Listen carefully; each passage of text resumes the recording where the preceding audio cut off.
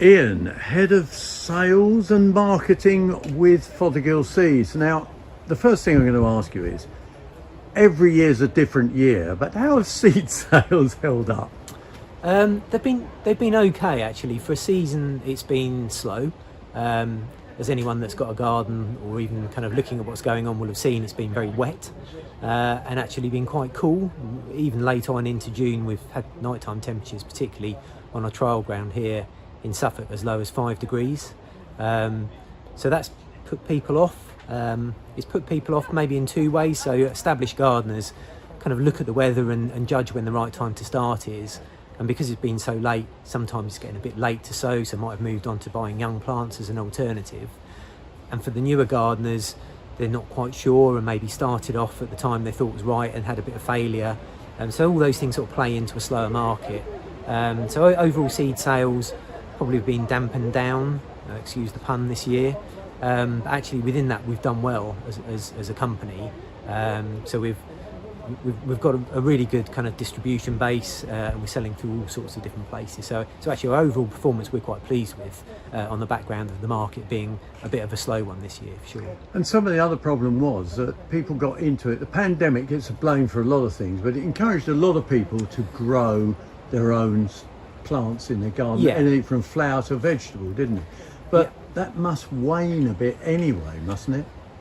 We were one of the winners, I guess, in COVID, if you can put it that way. So yeah, there was a huge increase in people growing at home because it was one of the things you could do at home, of course.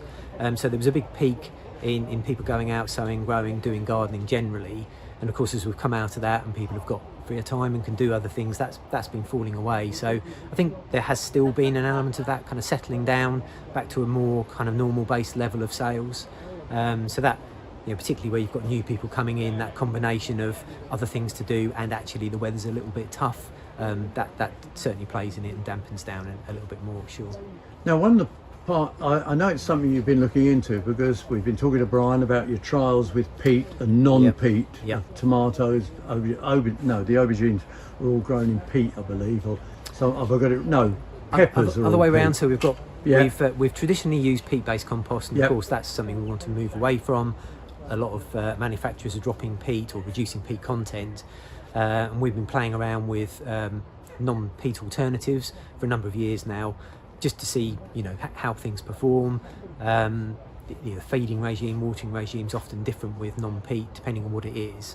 But it's the seed sowing that people have really struggled with. Yeah, so that's something we've picked up from actually customer complaints over recent years, where we've seen peat alternatives coming in and they vary a lot. Actually, people are failing from sowing from seed, and sowing from seed, that particular point in time where you're growing from seed, they are quite sensitive, and the performance is very variable. So people are getting more failure than we've seen in the past, and we are putting that down to some of this variable compost. So we've looked at that, and our way of addressing that is actually looked at the ideal medium as a peat-free alternative to launch ourselves, which we had a sort of low-level launch last year, but launching it properly this year with a seed sowing compost based on a coir mix, so completely peat-free.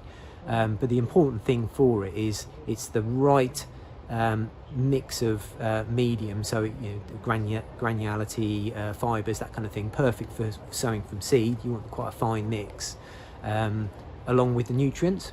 So seed are very sensitive to levels of nutrients. You can have too much.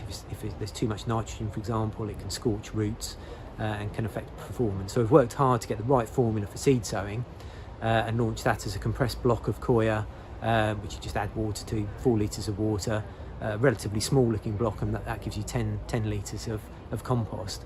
We've been trialling that here on a trial ground, and our trial ground manager, who's quite critical of these sort of things and obviously got an eye for it, has been really impressed with the feel, the performance, and actually we've had feedback from other people around the trade and just gardeners about how good it is, and we think that will really help people with success in growing from seed, and that's kind of our big driving force behind all these things, is we want people to have success.